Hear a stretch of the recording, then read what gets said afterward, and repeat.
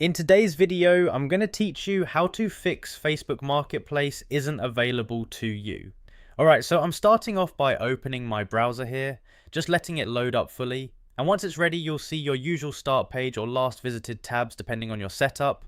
From here, we're going to head into the browser settings because that's where we can clear out anything that might be causing marketplace issues. So I'm just moving up to the top corner and clicking on the three dot icon, that little menu button, and once I click it, a drop down appears with a bunch of options. I'm going to look for settings, so I just click on that and it opens the main settings page. Now that I'm inside settings, I'm going to find privacy and security. So I scroll down a bit, and once I see it, I click on it to open all the privacy related tools. This is where the browser keeps things like cookies, history, and site data. Once that's done, I'm going to look for delete browsing data. So I just click on that option and it brings up a small window with different data types I can clear out. Alright, now I'm focusing on the option that says cookies and other site data. So I make sure that box is selected since this is the part that can affect how Facebook Marketplace loads and behaves.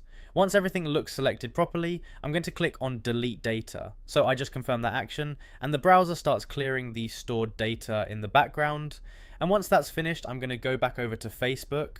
So I just switch tabs or reopen Facebook and then I refresh the page to reload everything cleanly.